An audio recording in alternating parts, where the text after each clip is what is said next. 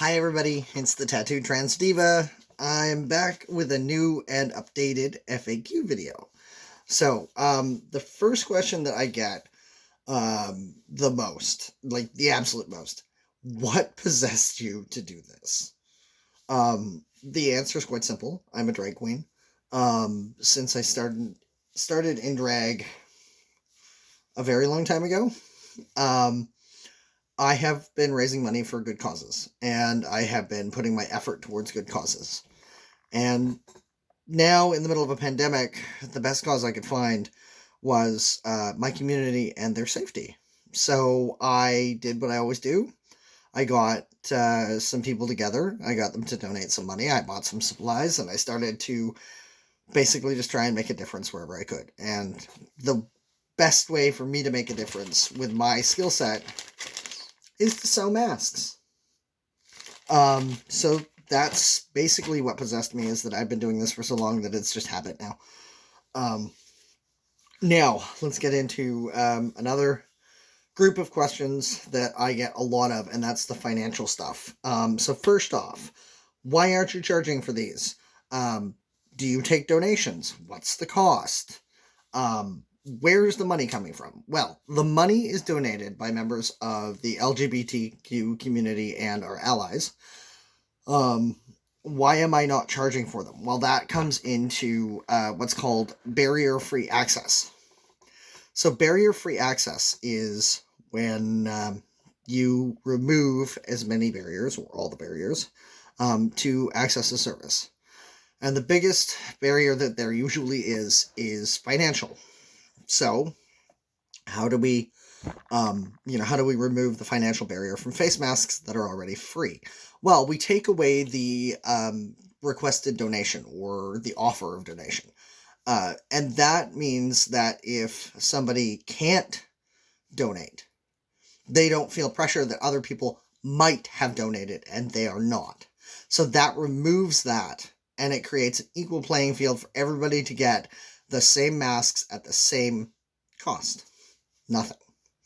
If I was to say, take some of the very kind donations that everybody has offered, that puts a barrier in between folks who cannot donate and folks who have donated or can donate, right? It creates that barrier, and that's what we want to avoid. So everybody gets the same mask, nobody pays anything, no donations are accepted, although they are appreciated.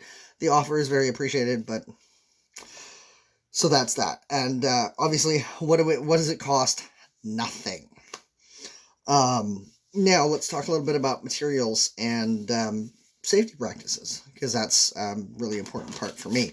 So you can see here I have a couple of masks in a bag. These masks are made of 200 thread count quilters cotton. They are triple layered. They do have an inner filter pocket, which is a different color so that you can tell the front of the mask from the back of the mask. So there's two layers, and then there's this filter pocket, which acts when it's on your face as a third layer. What kind of a filter can you use? Well, the materials the doctors are suggesting are coffee filters, blue shop towels, and paper towels. Those are the best kind of filter materials. Please don't cut up vacuum bags. They have glass particulate in them. Very bad. As well, the reason that I don't use the 3M air filters, even the ones that don't have glass particulate, is because 3M has announced they don't know what would happen if people did that. So stick to coffee filters, shop towels, paper towels, stuff like that for your filters. If you're going to wash this, I recommend hand washing them. They can be hand washed in, hot water and soap.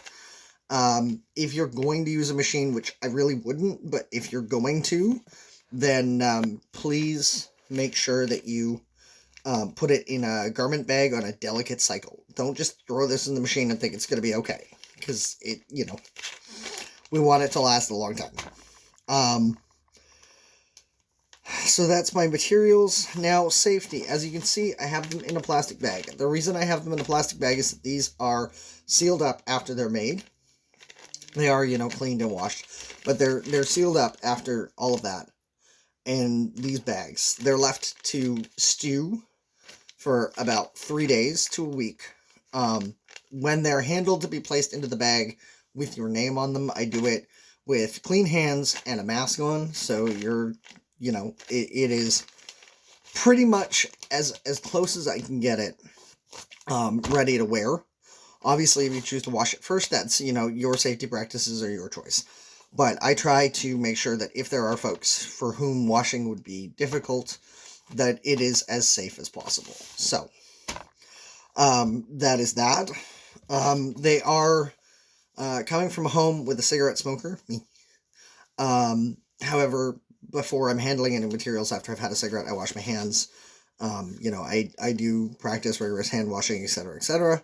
So you do have that level of safety, but just so everybody knows, there are no pets in this house. It is minimal scent usage. There are scents in the home, but they're not used in this area. Now, delivery. Everybody asks me, do you deliver? Guess what? Yes, I do. Actually, I do sometimes, but my delivery wizards are volunteer angels that have given their time and their vehicles to drive masks wherever they need to go in the Lower Mainland area. So we do deliver. For outside of the Lower Mainland, we can mail the masks. It's just a matter of time to get them to you, because the postal services are absolutely overloaded. So it will take a little bit longer than it might normally, but we can mail them to folks outside the Lower Mainland, and within the Lower Mainland, we can deliver. Now let's talk about the priority system. So I have a priority system in place, which means that POC, persons of color, persons with immune issues, persons with chronic conditions, disability, senior citizens, and essential service workers go to the front of my line. They're put on my board in a different color, and those colors get done first. To avoid everybody having to give out personal information, all I ever need is a yes, I'm high risk, or a no, I can wait. I try not to make people wait, but if, a batch comes out and there's a high-risk person that comes in just as that batch is being released, and there's somebody on that batch that's not high risk, they will be bumped to the next batch. That's the best way I can do it. I don't ever intend to be the police. I don't want a police. I ain't got time for that. But I do ask. We run on the honor system. And if you can wait, if there's an immunocompromised person, that you do let me know, so that I can, have that leeway to make sure that the masks get into the highest risk hands, first. And like I said, to avoid, spreading information or, having to release personal information, all you have to do is let me know yes or no. My favorite question. I love this question. Every time I get it, I giggle. Do you do groups? Yes, I do. We're just going to leave it at that. Yes, I do. I can't do huge groups. I cannot do 200-man orders with these masks. This is too labor intensive for me to do extremely large orders. However, I can do small groups of, workers or nurses or what have you. So, for sure, DM me, talk to me, let's see what we can do. The other question I get a lot of is, can I ask for a mask for my friend? Yes, dear God, yes. Some people aren't gonna feel comfortable accessing this. Some people aren't going to, want to access this for themselves. And it might be a little bit easier to go, hey, my friend needs one. Oh, could I have one too? Or my friend will never ask you, oh, could I have one for them? Yes, absolutely. Feel free to give me those, second and third hand requests. The only problem with that is that these are very fitted. So I do need measurements. This is not a surprise gift. Unless you can figure out how to, not tip them off while you're pinning them down and measuring their face. they're gonna know that it's happening, but feel free to ask them for this. Ask me for this for them. That's better. It's been an interesting time. And the final question that I get, how long does it take? Not long. I try to keep wait times to a week. I'd say 2 weeks if you're not in the high risk category. I do try and get as many orders out as I can. But it's also very busy around here. So if it takes a little longer than a week, please forgive me.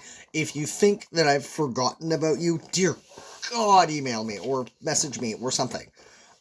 For sure. So, yeah, I think that ends this FAQ video. Stay safe if at all possible, and know that we all love you. Bye.